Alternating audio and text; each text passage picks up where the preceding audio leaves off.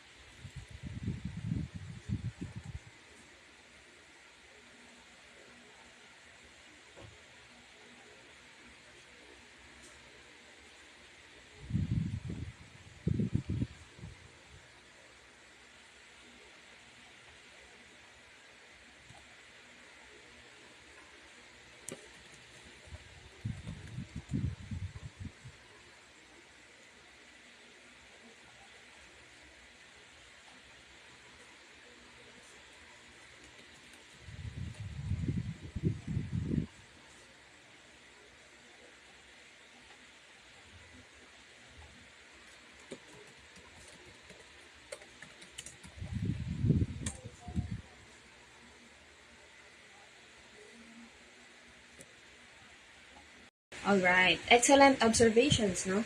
Art becomes appealing because artists use creativity and different visual elements to express their ideas and emotions.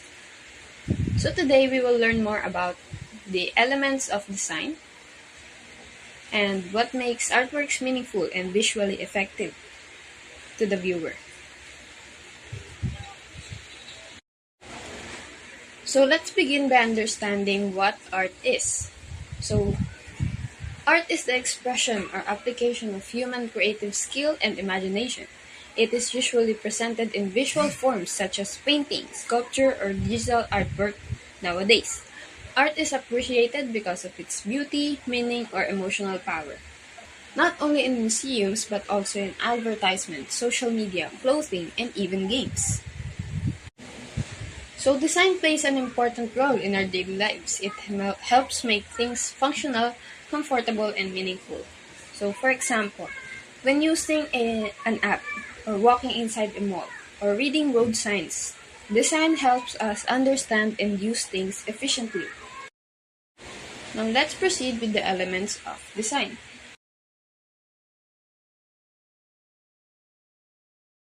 So our first element of art is line. A line is the simplest element of art. Think of it as a dot in motion. So a line has a starting point and an ending point, and through its presence, it defines an edge.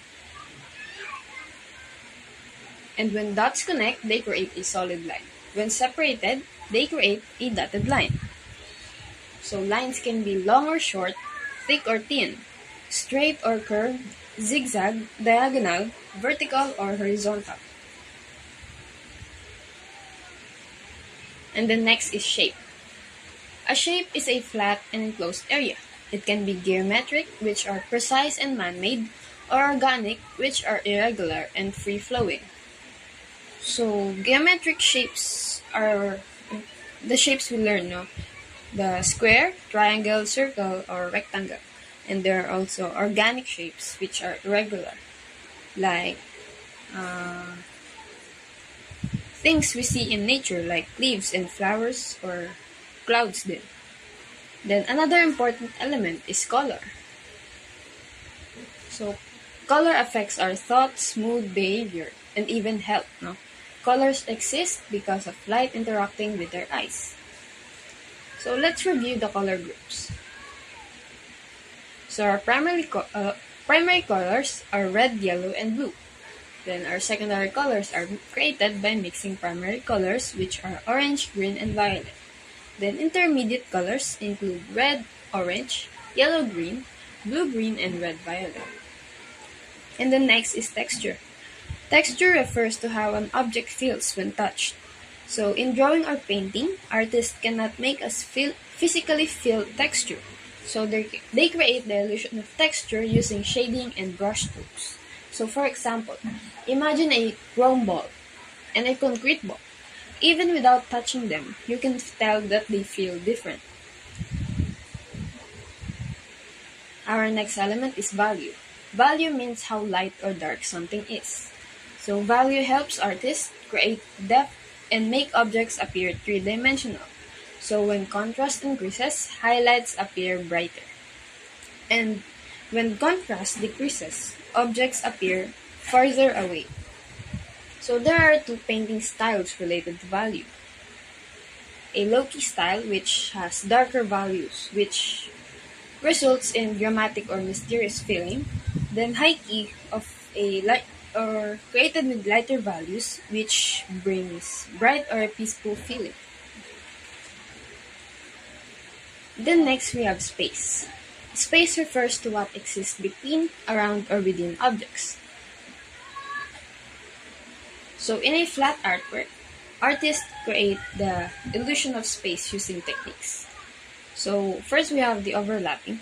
So when an object covers another, we perceive one as closer and the other farther. The next is placement. Objects placed higher on the picture plane often look farther away. Then size, where smaller objects usually appear more distant than larger ones. Then our last element is form. Form is a three-dimensional version of a shape. So for example, if a shape is a square, then if it has a form, it can be a cube. Then another example is a triangle. And when you make it into a form, it becomes a cone. So forms have height, width, and depth. Since drawing and paintings are flat, artists use shading, color, and contour lines to create the illusion of form. So, to summarize today, we explored the definition of art, the importance of design, and the elements of art: line, shape, color, texture, value, space, and form. So, these elements help artists create artworks that communicate ideas, emotions, and meaning through visual works. So ayan, good afternoon po everyone. Thank you for joining the meet. So start na po natin yung demo. So konting recap lang po. So yung elements of design po, yun po yung basic building blocks na ginagamit natin para mag-create ng artwork. Katulad ng line, shape, color, texture, space, pati form, tsaka yung value. Yung principle of design naman po, ito po yung mga rules or yung guidelines na ginagamit natin para mas maging organized yung elements na gagamitin natin sa artwork. So, kabilang na dito yung balance, yung contrast, emphasis, movement, pattern, rhythm, and unity para mas maging effective yung design natin and meaningful. So, thumbs up lang po kung naintindihan or nakasunod. And thank you po. So, start po tayo sa unang element which is yung balance. So, yung balance po is yung pagkapantay or yung pag-ayos ng visual elements para mas maging stable siya or maging balance yung design. Kumbaga parang hindi mukhang mabigat or masyadong malaki yung isang side versus dun sa kabilang side. So, ginagamit ito sa poster, sa painting, sa website, page layouts para maging organized and ayun, para hindi na mabigat tignan ng isang side. So, pwede siyang asymmetrical katulad nito, hindi siya pantay pag ginati sa gitna. And pwede din siyang symmetrical, which is yung pantay siya pag ginati siya sa gitna. So, ayan. Nakasunod po ba? And thank you. Next naman po is yung contrast. So, yung contrast po is yun po yung pagkakaiba ng elements tulad ng color para mas mag-pop siya. Kasi kung gumamit ka ng light colors para sa light colors, hindi mo na makikita yung yung gusto mong ipakita kasi nagbe-blend siya dun sa kakulay niya. So, katulad na lang po dito sa example, gumamit siya ng yellow, tas darker color na blue para mas mag-pop yung shadows, pati yung highlights. So, yung contrast, hindi lang siya sa colors ginagamit, pwede rin sa size, sa shape, or sa texture para mas mapansin yung ibang parts. So, madalas ginagamit siya sa typography, pwede rin sa ads, and sa graphic design para mas attractive and readable yung mga text. So, ayan, nakasunod po ba? Yan, thank you. Next naman po is yung emphasis. So, itong technique na to is ginagamit siya para ipakita or mapalinaw yung isang important na element sa isang artwork or art piece para mas mapansin siya. Madalas ginagamit siya sa mga logos, sa mga headlines, or yung mga focal points, and pati na din sa advertisements. So example na lang po yun nito is yung paggamit ng mga bold na highlights sa mga title or sa mga poster, or yung mga highlighted na product sa ads, or isang brightly colored na object sa mga paintings. So, may tanong po ba nakakasunod? Wala po bang tanong? Okay, next slide naman ba? Next naman po is yung movement. So, ito po yung kung paano ginaguide yung mata ng viewer mula sa isang part papunta sa iba. So, ginagamit ito sa mga animations, sa mga illustrations, sa comics, pati na rin sa mga layouts para may flow ang design. So, isang, tawag dito, isang sikat na artwork, yung kay Van Gogh, yung Starry Night, yung madalas na ginagamit na example dito kasi yung mga close, yung mga curves, parang sinusundan ng mata mo.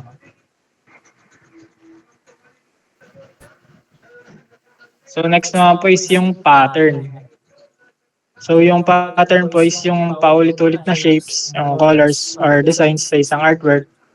Madalas ginagamit siya sa mga textiles, wallpapers, backgrounds, and mga decorative arts para magkaroon ng style at consistency. So example na lang po nito is mga floral na wallpaper, mga striped na damit, or yung mga repeated tile design sa sahig. Ayan. So nakakasunod po ba? May tanong? Wala, next lang. Next naman po is yung rhythm. So yung rhythm po is yung mga paulit-ulit na arrangement ng elements na may visual flow or beat. Madalas ginagamit siya sa graphic design, sa architecture, at iba't ibang artworks para mas maging dynamic at organized yung itsura. So, example na lang po is yung mga repeated shapes sa design, mga alternating colors sa artwork, yung mga repeated columns sa buildings. Ganun. Next naman po is yung unity. So, yung unity is parang harmony siya ng lahat ng elements sa design para magmukhang buo at cohesive. Ginagamit ito sa lahat ng uri ng art and design para mag-work together lahat ng parts. So example na lang po niya is yung presentation na same color scheme, yung logo na consistent yung shapes pati colors, or yung mga room design na match yung furniture at decorations.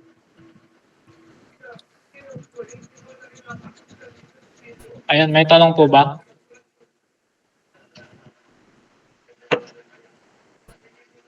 Wala naman nakakasunod.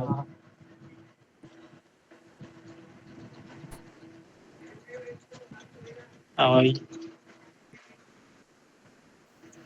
So next naman po is yung application ng elements and principle. Kapag nag-analyze tayo ng art, tinitignan ng mga tao yung elements of design tulad ng line, color, shapes, textures, blah blah blah. Pati na din yung principles of design tulad ng balance, contrast, emphasis, and unity, yung diniscuss natin kanina. Para mas maintindihan pa kung paano ginawa yung artwork.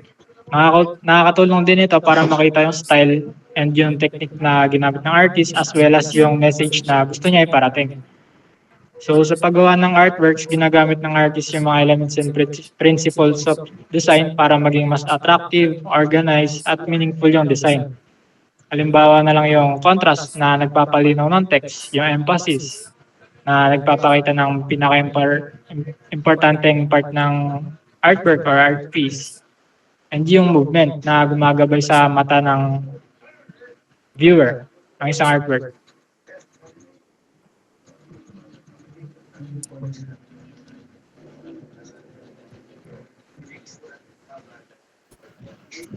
Next naman po is yung pag na-apply na po natin yung yung elements and principles of design, pwede nang maka-open niya ng career opportunities for animators and illustrators. So sa animators naman po, pwede siya sa film and television animation, katulad ng pag-create ng mga movies, series, and cartoons. Next naman is yung game development, yung nag-animate ng characters, pati yung mga effects sa scenes, sa video games. Next naman po is yung advertising and motion graphics. Gumagawa sila ng mga animated na advertisements and visual effects. Next naman po is yung social media and content creation, which is yung pag-produce ng mga short animations para sa TikTok, YouTube, and iba pang socials. And next naman po is yung 3D animation and visual effects, VFX. So, madalas ginagamit siya sa entertainment, architecture, yung pag-produce ng visualization sa industries. Like yung mga 3D modeled na hindi pa nare-release na products, ganun.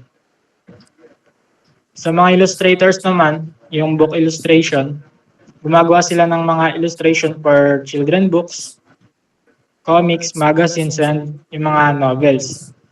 Next naman po is yung advertising and marketing, yung nagde-design ng poster, social media content, yung product packaging, and yung mga promotional materials.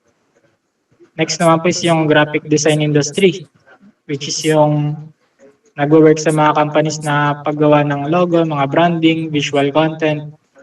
Next is yung game art and concept design, which is yung mga gumagawa ng characters, and yung mga environment sa game, and yung iba pang mga assets sa video game. Next naman po is yung digital content creation, which is yung pag-produce ng artwork para sa YouTube, streaming platforms, and online businesses. Ayan, may tanong po ba na kasunod? Thumbs up na lang po.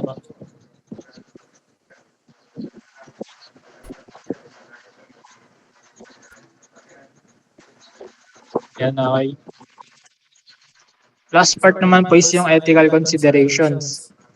Kasi sa panahon ngayon, hindi na pen and paper madalas yung ginagamit. I mean, may gumagamit pa naman, pero open na yung yung mga digital platforms katulad ng Canva, Photoshop, Illustrator, Adobe.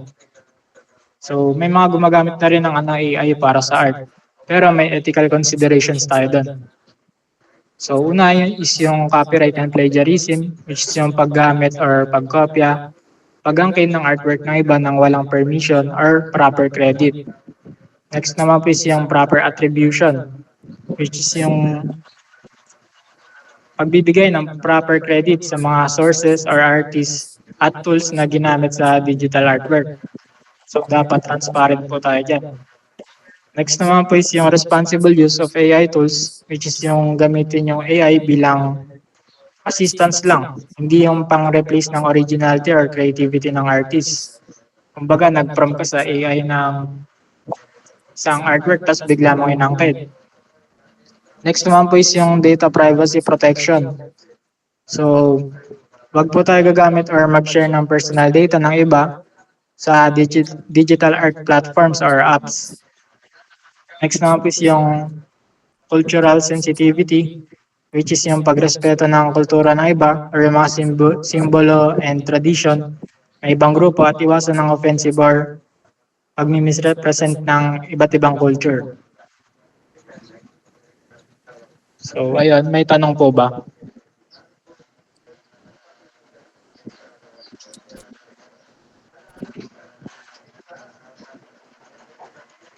Nakasunod po.